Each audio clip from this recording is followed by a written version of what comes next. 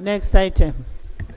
Item 3.2, statement by Minister on the National Population and Housing Census 2024. Honorable Minister. Thank you so much, Right Honorable Speaker.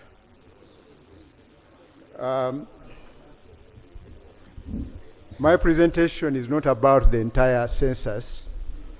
It is responding to the issues that we have raised on the floor recently. Yeah, we shall be coming to present that one. Honorable Minister. Honorable Minister.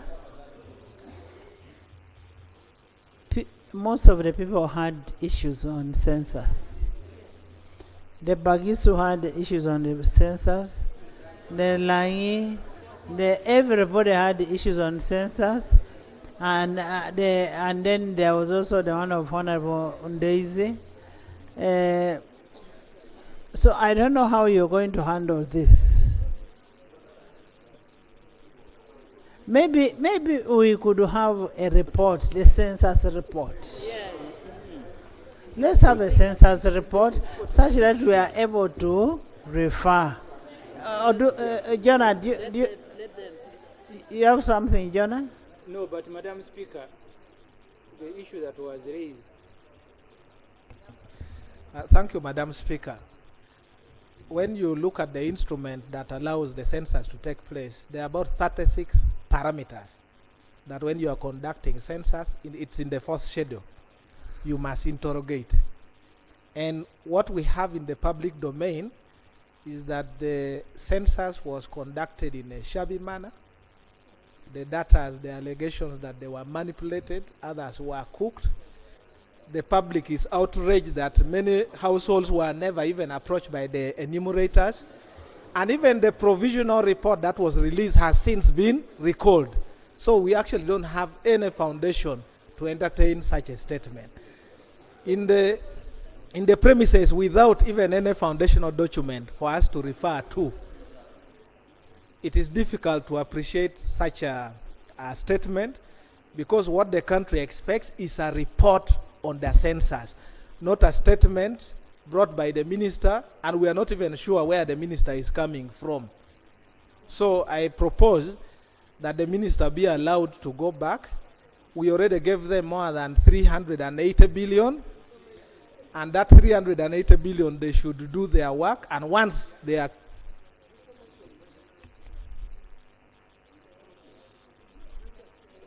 Procedure. Madam Speaker, I didn't want to interrupt the Shadow Minister for Justice and Constitutional Affairs. But when the Honorable Matia Kasaija made the undertaking, he made the undertaking in the premise that there were many issues that needed to be answered. And as a result, he said, can I come with a statement about everything? That's how I understood it.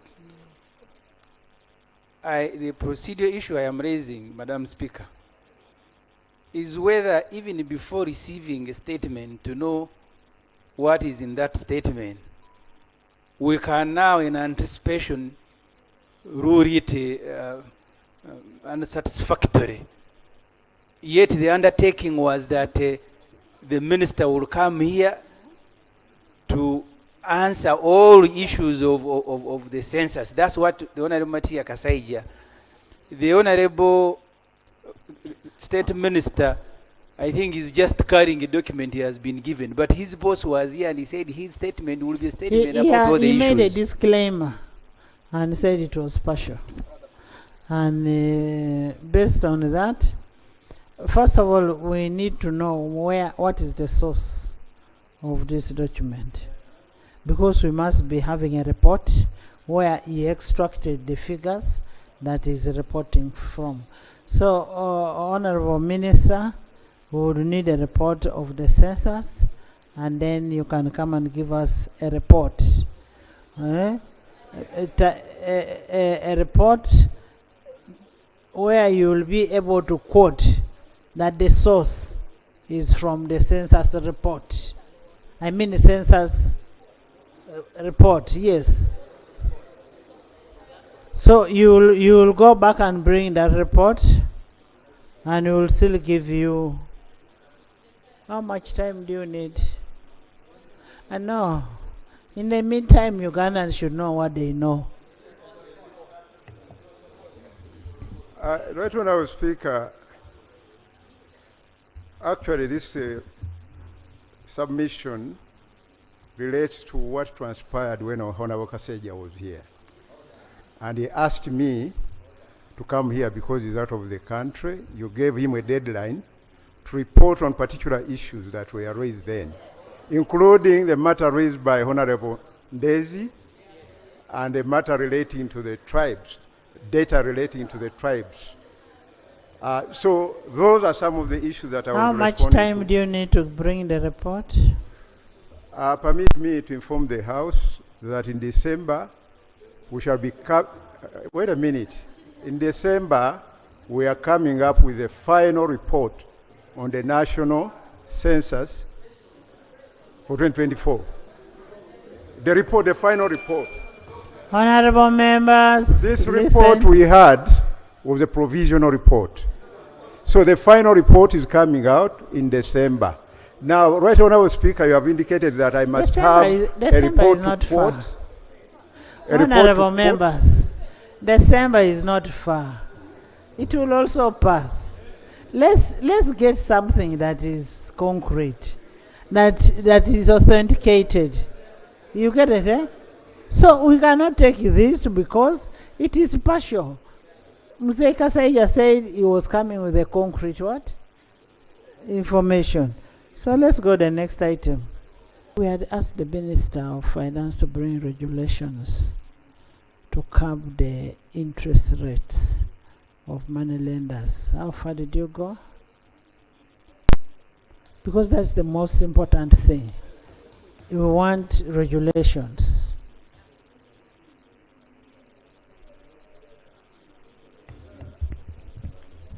Thank you very much, Right Honourable Speaker. The Attorney General is still working on them. And I undertake to follow up within 4 weeks. Within 4 weeks, we shall bring the draft. You want to bring us the draft? We shall bring the regulations here. We need the regulations. We need the regulations. The issue of money lenders is a very serious issue. Yes, it is. Honorable members, we have a law without regulations. So we cannot implement what we agreed on the law without regulations in this house. Yes, Ozzy?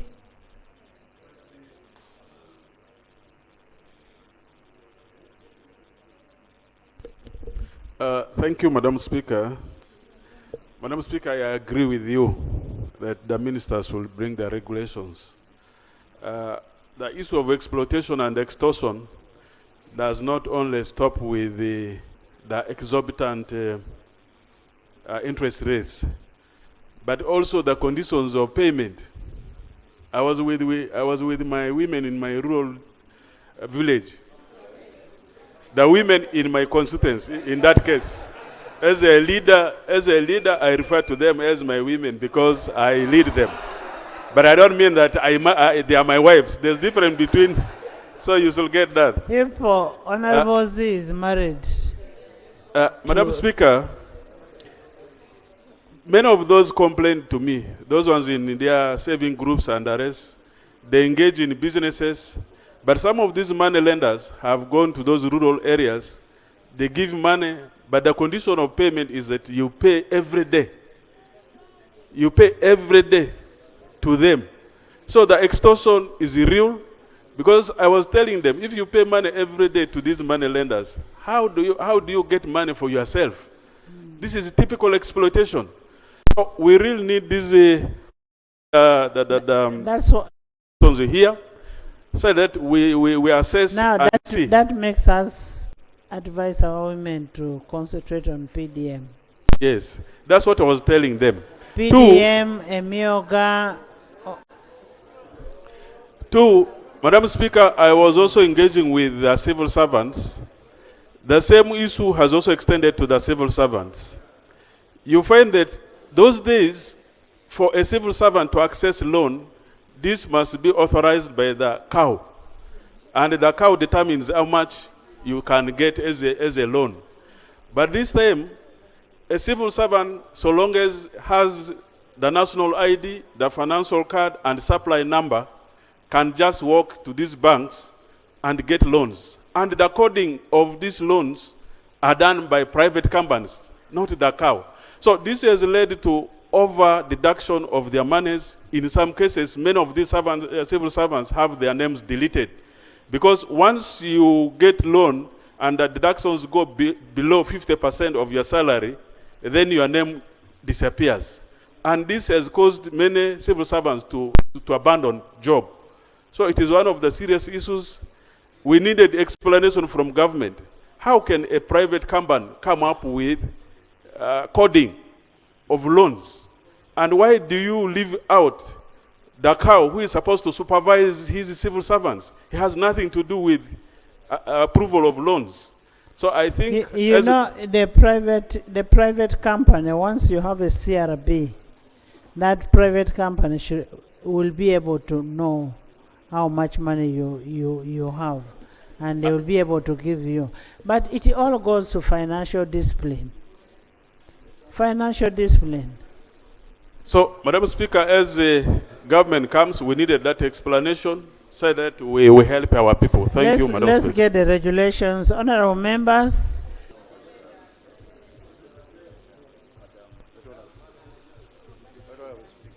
You are the same money lenders who are mistreating people. Something important. I have asked for regulations. Yes, something important. Uh-uh. Right, Honorable, something important. Some additional information. I have asked for regulations, and you want in 1 month's time, we need the regulations here. Yes. Thank you, Madam Speaker, for accepting me, and I want to thank the Minister, the General.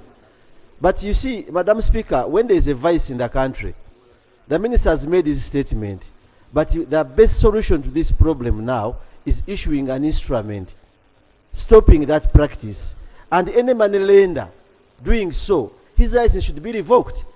We agree with whatever you have given, but now what you are stating is in the future.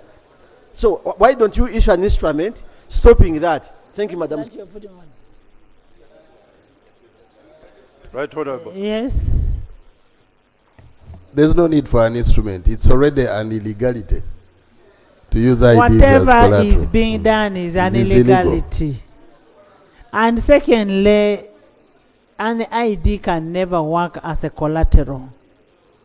It can never work as a collateral security. Not even an ATM. Not even an ATM. Yes. Right, Honorable, there is another challenge with IDs. There are thousands of national IDs with police, those which are lost, thousands all over the country. And people are paying money to acquire new IDs. I would propose that the police, the internal affairs, you advertise the IDs. Someone should, wait, why don't you allow information, please? Someone should pay for the money of the advert instead of paying 200,000 to go and get a new one. Advertise them, they are all over every police station. And lastly, Right Honorable Speaker, on the IDs, there are people who don't have fingerprints. We should have an alternative to fingerprints. Iris recognition is now used worldwide as part of the biometrics for identification. So in the new IDs, please include the iris recognition so that those who don't have fingerprints can get an alternative. I submit, Right Honorable. Thank you. Honorable members, we have said what we need are regulations. Whatever is being done is an illegality. And we cannot continue discussing about an illegality. This is something that is not supposed to be done.